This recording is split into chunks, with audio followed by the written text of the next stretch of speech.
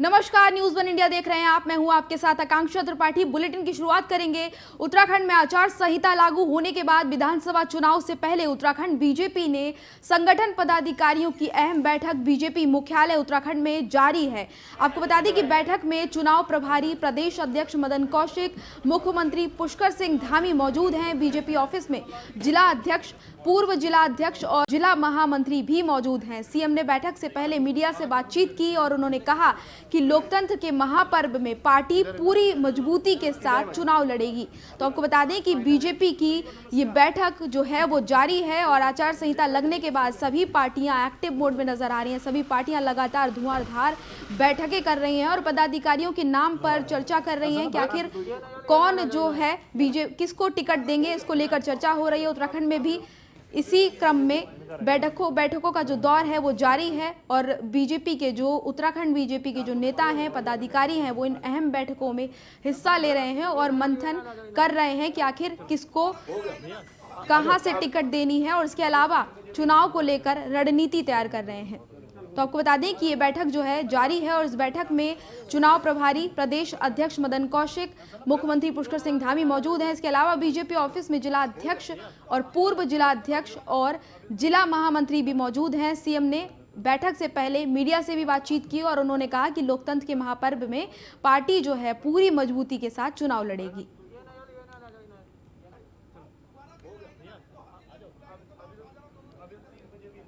तो आपको बता दें, विधानसभा चुनाव की रणनीति पर लगातार मंथन हो रहा है और इस बैठक में बीजेपी के बड़े नेता जो हैं, मंत्री जो हैं, वो शामिल हो रहे हैं और इस मंथन में ये काफ़ी अहम है। ये बैठक बीजेपी संगठन की अहम बैठक है जिसमें सभी बड़े चेहरे मौजूद हैं। चुनाव प्रभारी, सीएम और प्रदेश अध्यक्ष इस बैठक में मौजूद हैं। लोकतंत्र का महापर्व शुरू हो गया है और इसमें सभी की सहभागिता होनी चाहिए। हमारी पार्टी लोकतांत्रिक प्रक्रिया से चलने वाली पार्टी है जिसमें हमारे यहाँ पर बूथ अध्यक्ष से लेकर मंडल अध्यक्षों से लेकर हमारे सभी जिले के पदाधिकारियों का और उससे ऊपर के सभी जो हमारे कार्यकर्ता हैं, जो काम करते हैं, सबका एक तरह से अपना अपना विचार कि कहाँ पर किस प्रकार की व्यवस्थाएं हैं, कहाँ पर क्या परेशानी है, कहाँ पर क्या अच्छा हो सकता है, सबके सुझाव लेने के लिए आज यहाँ पर आदरणीय प्रभारी जी के नेतृत्व में यहाँ पर बैठक होनी है। इसमें सभी से अभी सुझाव लिए जाएंगे, सभी के अपने विचार जाने जाएंगे। उसके आगे जो हमारी चयन की प्रक्रिया है वो पूरी होगी। लोकतंत्र का महा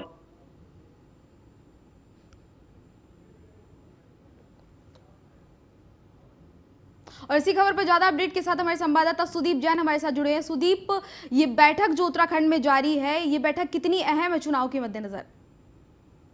देखिए, ये बैठक इस प्रकार से महत्वपूर्ण है क्योंकि उत्तराखंड में जो भारतीय जनता पार्टी आचार संहिता से पूर्व अपनी बैठक को फाइनलाइज कर रही है और चुनाव से पूर्व जिन नामों पर मोहर लगनी है उनके टिकट के लिए कहीं ना कहीं राजशुमारी हो रही है।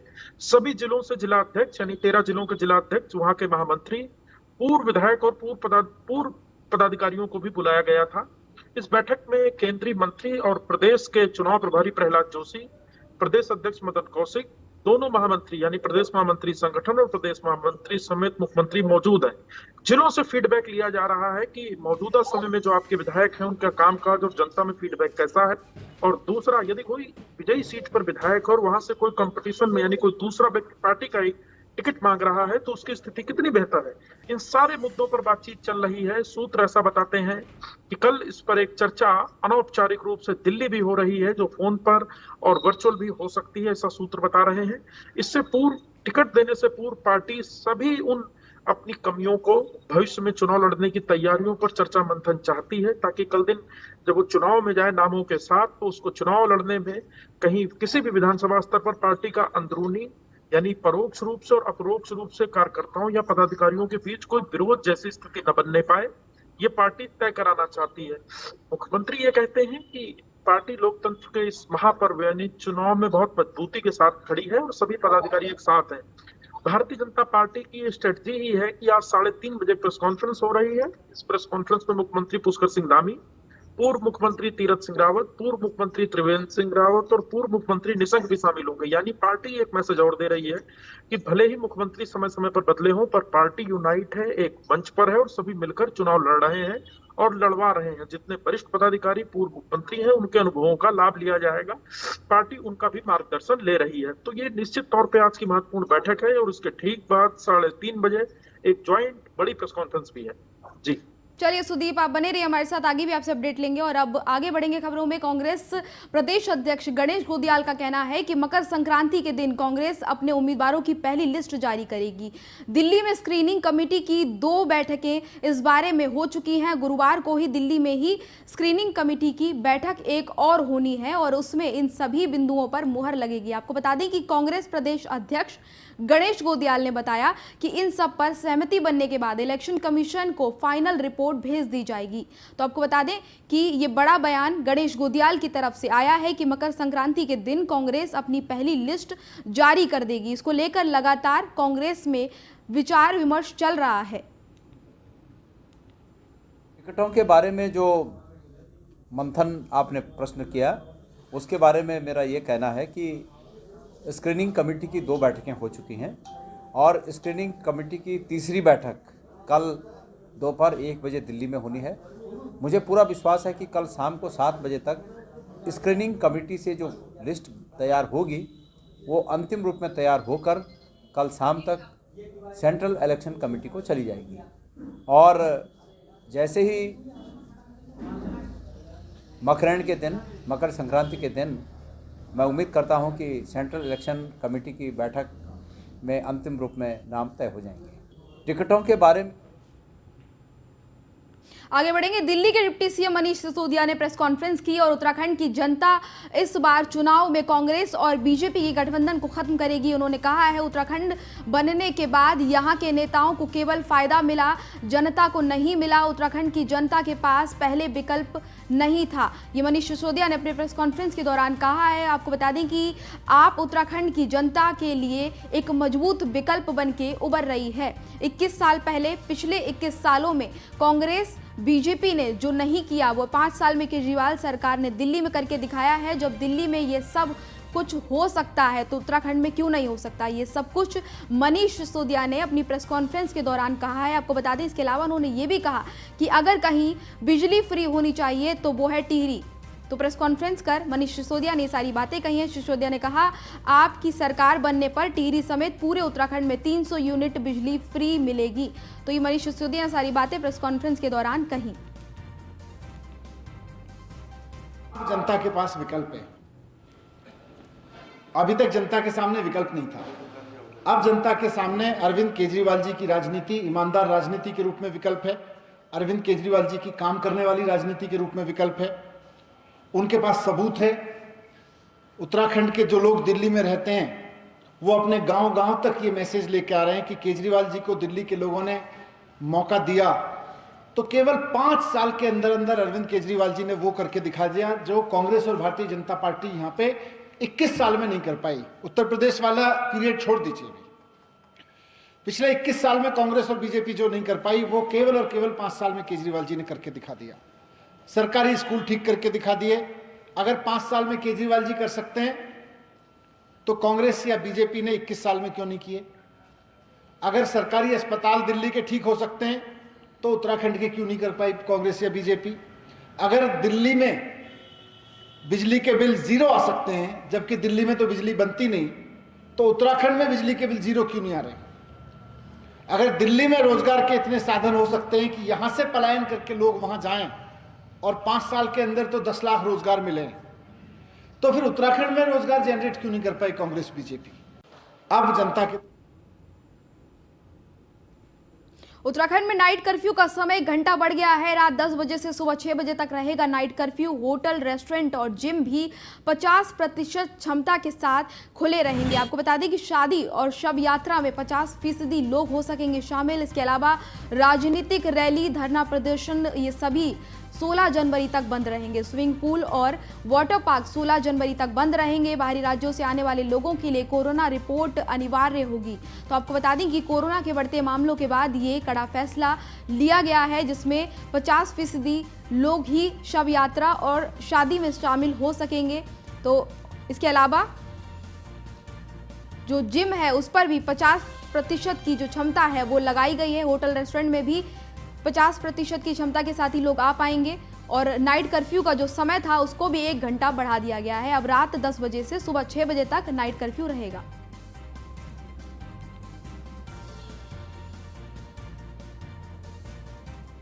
तो इसी खबर पर हमारे साथ लगातार हमारे संवाददाता सुदीप जैन हमारे साथ जुड़े हुए हैं। सुदीप, आपसे जानना चाहेंगे कि 1 घंटे का समय बढ़ा दिया गया है, क्या लगता है कि 1 घंटे के समय को बढ़ाने के बाद कुछ राहत की कोविड के जो केसेस आ रहे हैं लगातार उनमें? देखिए, उत्तराखंड में कोविड के केसेस में जो उछाल आया उससे कहीं ना कहीं सरकार और शासन चिंतित है। हमने बीते दिनों में देखा जो 100 का केस थे वो 400, 400 से 500, 500 से 1400 और वो कल 2000 तक पहुंचे हैं। ये करीब करीब 3 गुना तक का जो जंप आया, इससे सरकार कहीं ना कहीं चिंतित है। उत्तराखंड पर्यटन प्रदेश है और बीते दिनों जो लॉकडाउन देखे उत्तराखंड ने, उससे यहाँ की इकोनॉमी पर भी फर्क पड़ा है। सरकार चाहती है कि चीजों का संचालन हो पर सीमित संख्या में हो, अनावश्यक लोग घरों से ना निकलें। जिनको रेस्टोरेंट होटल जाना जरूरी है वो जाएं। हाफ कैपेसिटी के साथ रेस्टोरेंट और होटल व जिम चल सकें, क्योंकि जिम भी जाना जरूरी है फिटनेस के लिए। कई लोग बीते दिनों हमने देखा सरकार ने एक ऑर्डर किया था कि स्पा अलाउ कर दिए थे, जबकि जिम बंद रखे थे। इस पर सरकार की बड़ी किरकिरी हुई थी, तो सरकार ने इससे भी बचने की कोशिश की है। लेकिन अब सूत्र ऐसा बता रहे हैं कि आने वाले समय में सैटरडे संडे लॉकडाउन जैसी स्थिति पर भी निर्णय लिया जा सकता है, क्योंकि उसकी एक बड़ी वजह यह है कि दिल्ली ने यह निर्णय लिया है और दिल्ली से उत्तराखंड सटा हुआ है। दिल्ली उत्तराखंड में बड़ा मूवमेंट है, तो सरकार को ऐसा लगता है कि कहीं किसी भी प्रकार से जो वायरस है, जो संक्रमण का दायरा है, वो न फैलने पाए। लिहाजा सरकार आने वाले समय में ये निर्णय भी ले सकती है। सुदीप, एक सवाल ये भी है कि जो नियम बनाए जा रहे हैं, क्या लोग उन नियमों का पालन करते नजर आ रहे हैं? देखिए, लोगों में कहीं ना कहीं लापरवाही दिखती है, विशेष तौर पर भीड़ भाड़ वाले इलाकों में अनावश्यक रूप से घूमना, मास्क न पहनना, सामाजिक दूरी का पालन न करना। और तो और कई लोग ऐसे भी बाजारों में दिखते हैं, नजर आते हैं, जो वैक्सीनेटेड नहीं है, दूसरी डोज नहीं ली, या कई ऐसे भी हैं जो वैक्सीनेटेड नहीं, जबकि सरकार गली गली मोहल्ले मोहल्ले वैक्सीनेशन कैंप चला रही है। तो कहीं ना कहीं ये खतरे की स्थिति तो है ही, ऊपर से लापरवाही का जो आलम लोगों का है वो भी चिंताजनक है, चिंताजनक तस्वीर भी पेश कर रहा है। सुदीप, लापरवाही लोगों की तरफ से हो रही है और इसको रोकने के लिए सरकार की तरफ से क्या किया जा रहा है, किस तरह के इंतजाम किए जा रहे हैं ताकि लोग जो हैं वो पालन करें या फिर उनको सख्ती से पालन करवाया जाए? क्योंकि स्थिति तो कोरोना की जो पहले हुई थी वो सबने देखी थी। देखिए, मौजूदा समय में पुलिस प्रशासन और जिलाधिकारी कप्तान खुद मार्केट में बाजारों में निकल रहे हैं। मास्क ना पहनने वालों को डांट फटकार के साथ ही थानेवार इनके चालान किए जा रहे हैं। पुलिस से ताकीद करा रही है कि यदि आपने चालान नहीं पहना तो आपका जुर्माना होगा। बावजूद इसके लोग कहीं ना कहीं लापरवाह दिख रहे हैं और मास्क पहनने से भी बच रहे हैं। जी सुदीप, और उत्तराखंड जो है वो पर्यटक स्थल है, पर्यटन के लिए फेमस है, वहाँ पर लोग पहुँचते हैं दूर दूर से। तो ऐसे में जो लोग वहाँ पहुँच रहे हैं, जो बर्फबारी का लुत्फ उठा रहे हैं लोग, क्या वो नियमों का पालन करते नजर आ रहे हैं? देखिए, 2 बातें हैं। पहला तो जो पर्यटक बाहर से आ रहे हैं उनके लिए 72 घंटे की RT-PCR और डबल वैक्सीनेशन का सर्टिफिकेट होना जरूरी है। पहाड़ में पुलिस खासा एक्टिव दिखती है, विशेषकर टिहरी जिले में। वहां हर चौकी स्तर पर लोगों को रोका जा रहा है, पूछताछ की जा रही है। बावजूद इसके कई पर्यटक हैं जो बर्फबारी में जा रहे हैं, भीड़ में जा रहे हैं। इससे डर है, क्योंकि चमोली जो दूरस्थ जिला है देहरादून का, उत्तराखंड का, उसमें औली एक रोपवे है जो बहुत बड़ा पर्यटक स्थल है विश्व स्तर पर। उस रोपवे के 26 कर्मचारी संक्रमित पाए गए हैं और रोपवे को बंद कर दिया गया है। तो ये कहीं ना कहीं बताता है कि संक्रमण रोपवे पे जो कर्मचारियों में आया, कहीं ना कहीं बाहर से आए पर्यटकों से, विशेष तौर पे महाराष्ट्र दिल्ली से आए पर्यटकों से आया, ऐसा हो सकता है। तो रोपवे भी बंद किया गया है। तो संक्रमण पहाड़ों तक पहुंच चुका है और इसके लिए सभी को जागरूक होना, नियमों का पालन करना सभी के लिए आवश्यक होगा। चलिए सुदीप, तमाम जानकारी के लिए आपका बहुत बहुत धन्यवाद।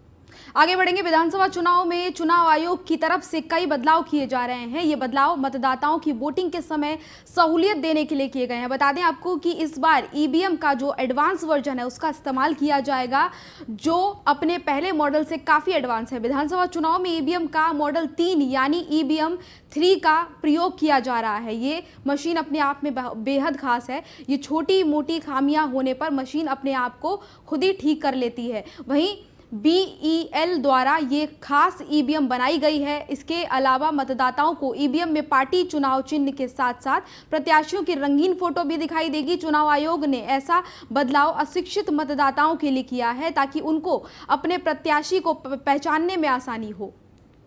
तो आपको बता दें कि ये अब इस बार वोटिंग में EVM 3 का इस्तेमाल होगा, जो कि अपडेटेड वर्जन है, जिससे लोगों को सहूलियत मिलेगी, आसानी होगी। और ये जो मशीन है इसमें प्रत्याशियों की फ़ोटो है वो रंगीन नज़र आएगी, जिससे जो प्रत्याशी नहीं समझ पाते हैं, जो लोग अपने प्रत्याशियों को नहीं पहचान पाते हैं, उनके लिए इसमें आसानी होगी और वोटर्स को आसानी होगी अपने प्रत्याशियों को पहचानने में। और पूर्व में भी लगातार चुनाव आयोग चुनाव प्रक्रिया को सुधारने के लिए हर संभव प्रयास करती आ रही है। उन्हीं प्रयासों में अब हम देख सकते हैं कि अब जो वोटिंग मशीन जो है वो फेज़ 3 लेवल की आ चुकी है, जिसमें अगर कोई त्रुटि होती है तो वो त्रुटि को तुरंत डिटेक्ट करके हमको बता देगी। इसके अलावा हम बात करें तो अब EVM में हम कैंडिडेट की फ़ोटो भी देख पाएंगे, तो ये काफ़ी सराहनीय मैं समझता हूँ कि पहल है चुनाव आयोग की।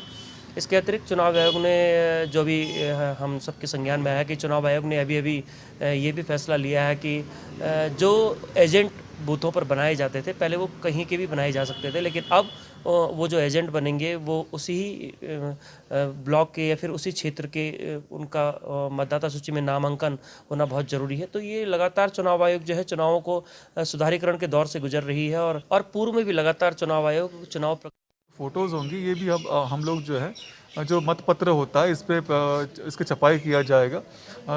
2 सेंटीमीटर इंटू 2.5 सेंटीमीटर आकार का ये फ़ोटो का प्रयोग किया जाएगा। इसके लिए नामांकन पत्र भरते समय उनसे फ़ोटो का प्रारूप प्राप्त किया जाएगा। जो प्रत्याशी होंगे इनके जो फ़ोटोज़ होंगी ये भी अब हम लोग जो है आगे बढ़ेंगे। उत्तराखंड में विधानसभा चुनाव का बिगुल बज चुका है। सभी पार्टियों ने जनसंपर्क तेज कर दिया है। तो वहीं अगर बात करें क्लियर विधानसभा की, तो निवर्तमान विधायक फुकरान अहमद लगातार 2 बार कांग्रेस के निशान पर विधायक बनते आ रहे हैं, लेकिन इस बार उनका आम आदमी पार्टी के प्रत्याशी शादाब आलम से कड़ा मुकाबला है। इस बार के जो समीकरण हैं वो अलग बनते हुए नजर आ रहे हैं। अब तक बहुजन समाजवादी पार्टी और कांग्रेस के खेमे में ये सीट आती है, लेकिन इस बार क्या होगा ये देखना होगा। नहीं, समीकरण ठीक है। जो 10 साल हमने लोगों की सेवा की, आज उस सेवा का फल देने के लिए जनता तैयार है। तीसरी बार विधानसभा में पहुंचाने का काम, वोट देने का काम हमारे बुजुर्ग, हमारे नौजवान साथी, हमारे माँ और बहनें तैयार है, क्योंकि हमने अपने क्षेत्र में काम किया। और जी जो बीजेपी ने झूठे वादे किए थे, आज बीजेपी ने जो विकास की बात की थी, बड़े बड़े विकास की बात या रोजगार की बात करी थी, महंगाई कम करने की बात की थी, आज बीजेपी सब जगह फेल हो चुकी है। आगे बढ़ेंगे। अब खबर हरिद्वार से। हरिद्वार में झाड़ू फैक्ट्री में भीषण आग लग गई। आग लगने से लाखों का सामान जलकर राख हो गया। फायर ब्रिगेड ने आग पर काबू पाया। शॉर्ट सर्किट बताया जा रहा है आग लगने का कारण। और पूरा मामला आपको बता दें सिविल लाइन कोतवाली थाना क्षेत्र का है। शेरपुर की पूरी घटना है और आग लगने से लाखों का जो सामान है वो जलकर राख हो गया है। आपको बता दें कि फायर ब्रिगेड ने आग पर काबू पाया है।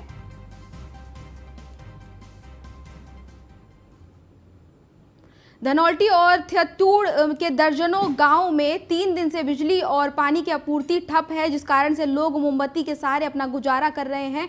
पानी की आपूर्ति ना होने के कारण लोगों को इधर उधर भटकना पड़ रहा है। तो वहीं फ़ोन बंद होने से वो किसी से भी संपर्क नहीं कर पा रहे हैं। वहीं बिजली की और जल की आपूर्ति नहीं होने से पर्यटक हैं वो भी धनौल्टी में नहीं रुक पा रहे हैं। बता दें कि 8 जनवरी को बारिश के बाद भारी बर्फबारी से धनौल्टी और इसके आसपास के जो कई इलाके हैं, जो क्षेत्र हैं, वहां पर विद्युत की लाइन क्षतिग्रस्त हो गई थी। और बता दें आपको कि व्यापार मंडल के जो महामंत्री हैं उन्होंने प्रशासन से विद्युत और पेयजल आपूर्ति बहाल करने की मांग की है।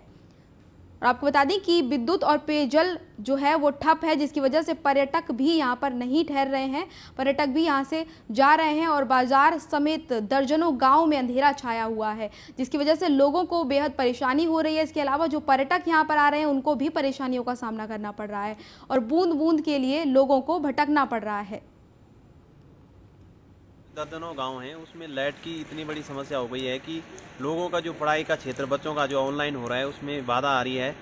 और यहाँ पे जो धनौल्टी के अंदर जितने भी टूरिस्ट आ रहे हैं, टूरिस्ट काफ़ी संख्या में आ रहा है, पर क्योंकि कोई भी उनको ठहरा नहीं पा रहा है, क्योंकि लाइट ना होने के कारण जो है गेस्ट वापस जा रहा है और लोग मायूस हो रहे हैं इस बात को लेकर, क्योंकि लाइट की बहुत बड़ी दिक्कत हो गई। 8 तारीख से लाइट, आज 4 दिन हो गए, अभी तक जो है लाइट नहीं सुचारू रूप से नहीं आ पा रही है। अब जो दर्द आगे बढ़ेंगे। पहाड़ों की रानी मसूरी में साल की पहली बर्फबारी होने से स्थानीय लोगों और देश विदेश से आने वाले पर्यटकों के चेहरे जो हैं वो खिल गए हैं। वहीं मसूरी के आसपास के क्षेत्र के लाल टिब्बा, धनौल्टी, सुरकंडा देवी में भारी बर्फबारी हुई है और बर्फबारी होने से तापमान जो है उसमें भारी गिरावट भी दर्ज की गई है। वहाँ लोग जो हैं वो ठंड में मज़े ले रहे हैं, लोगों को मज़ा आ रहा है, लुत्फ़ उठा रहे हैं इसका।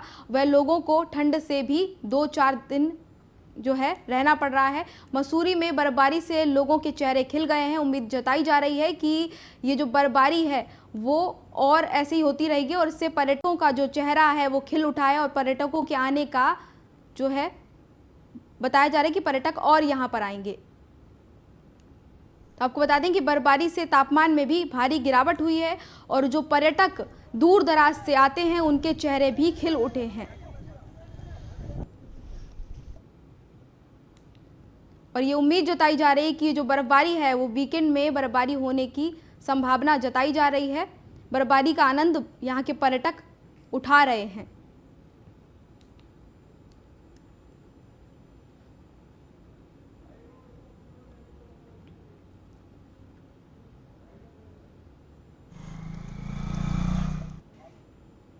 तो फिलहाल बुलेटिन में इतना ही। मुझे दीजिए इजाजत। नमस्कार।